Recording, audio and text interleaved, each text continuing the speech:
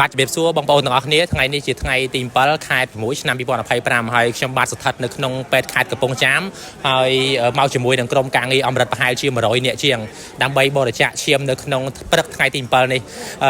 អញ្ចឹងខ្ញុំបានចូលរួមសង្គមបរិច្ចាគឈាមខ្លួនឯងផងហើយអរគុណទៅដល់បងផ្សេងទៀតដែលគាត់បានចូលរួមបរិច្ចាគឈាមទៅកាន់ក្រុមអ្នកជំងឺឬក៏ប្រើប្រាស់តាមដែលអាចទៅបាននៅក្នុងបងប្អូនដែលត្រូវការឈាមខ្ញុំនឹងបង្ហាញសកម្មភាពនៅខាងក្នុងឲ្យបងប្អូនបានទស្សនាបានមើលឃើញថាការបរិច្ចាគឈាមប្រព្រឹត្តឡើង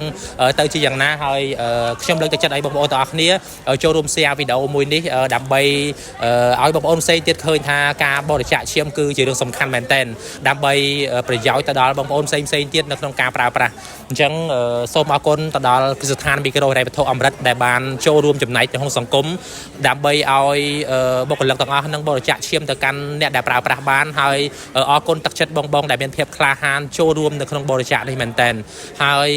អរគុណទៅដល់បុគ្គលិកទាំងអស់ជូនពរទៅកាន់ពួកគាត់ឲ្យមានសុខភាពល្អសុខសុវត្ថិភាពធ្វើដំណើរទៅវិញបន្តពីបរិច្ចាគឈាមហើយអញ្ចឹងខ្ញុំបានបរិច្ចាគឈាមរួចហើយចុះតែទាំងអស់គ្នាបានបរិច្ចាគហើយនៅអញ្ចឹងសង្ឃឹមថាបានចូលរួមទាំងអស់គ្នាហើយចូលទៅមើលទស្សនវិជ្ជានៅខាងក្នុងជាមួយខ្ញុំដើម្បីឃើញពីក្រុមបងបុគ្គលិកទាំងអស់ដែលបានបរិច្ចាគអញ្ចឹងយើងចូលទៅមើលទាំងអស់គ្នាបាទការបរិច្ចាគឈាមអត់មានអីធ្វើឲ្យប៉ះពាល់ដល់សុខភាពយើងទេបងប្អូនទាំងគ្នាមិនបាច់ចាំព្រួយបារម្ភទេហើយនៅក្នុងកម្មវិធីនេះឃើញថារៀបចំនៅក្នុងពេទ្យខេត្តកំពង់ចាមយើងនេះតែម្ដងហើយឃើញថាមានបុគ្គលិកទាំងអស់ដែលបានចូលរួមកម្មវិធីបរិច្ចាគឈាមនេះមកមានញឹកមែនតើហើយអរគុណទៅដល់ពួកគាត់ដែលបានបរិច្ចាគឈាមដើម្បីជួយសង្គ្រោះទៅដល់អ្នកដែលត្រូវការឈាមហើយឃើញថា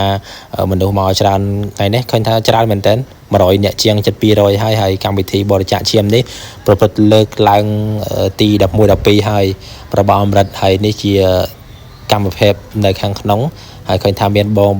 កងកម្លាំងផ្សេងក៏ពួកគាត់មកចូលរួមបរិច្ចាគឈាមដែរហើយមានការ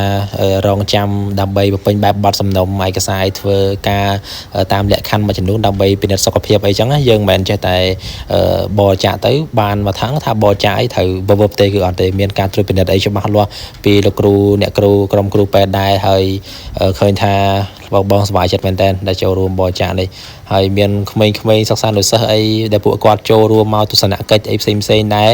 ឲ្យដឹងថាការបរិច្ចាគឈាមមានសារៈសំខាន់មែនតើសម្រាប់ជួយយុវជនផ្សេងដែលពួកគាត់ត្រូវការឈាមអ្នកជំងឺអីជួយបានច្រើនមែនតើបាទហើយយើងដឹងហើយថាឈាមគឺអត់អាចផលិតបានទេឬក៏មានម៉ាស៊ីនមានអីផ្សេងមកផលិតឈាមបានទេមានតែយើងនឹងហើយដែលត្រូវជួយបរិច្ចាគគ្នាជួយគ្នាដើម្បីសង្គ្រោះជីវិតមនុស្សឲ្យមានជីវិតរស់រានបន្តនៅក្នុងដំណើរជីវិតរបស់គាត់ទៀតហើយមានមនុស្សច្រើនមែនតើដែលក្រុមគ្រូពេទ្យរមៀញឹកមានកម្មវិធីនេះឡើងធ្វើឲ្យមានពន្លឺឡើងសម្រាប់អ្នកជំងឺដែលពួកគាត់ត្រូវការឈាមឬក៏ត្រូវការដើម្បីបញ្ចូលទៅក្នុងខួរក្បាលក្នុងនេះចឹងក្នុងឈាមដើម្បីលាងឈាមលាងអីបងប្អូនទាំងគ្នានេះបាទទស្សនភាពនៅខាងក្នុងនឹងមនុស្សច្រើនមែនតើដែលបានមកចូលរួមហើយខ្ញុំមានតែប៉ុណ្្នឹងទេវីដេអូឲ្យបងប្អូនបានមើលហើយអរគុណមែនតើសម្រាប់ការទស្សនាវីដេអូខ្ញុំតាំងពីដើមរហូតមកដល់ចប់ហើយកុំភ្លេចចូលរួម share ម្នាក់មួយផងបងប្អូនទាំងគ្នាឲ្យខ្ញុំមានកម្លាំងទឹកចិត្តក្នុងការធ្វើវីដេអូតទៀតឲ្យបងប្អូនបានមើលអញ្ចឹងហើយនេះខ្ញុំបានចូលរួមសង្គមដែរទាំងបុគ្គលិកផ្សេងទៀតពួកគាត់បានចូលរួមសង្គមចូលរួមនៅក្នុងការផ្ដល់ឈាមពួកគាត់ក្លាហានមែនតើហើយឃើញថាកងកម្លាំងផ្សេងដែលត្រូវការឈាមថ្ងៃក្រោយទៅពួកគាត់ក៏អាច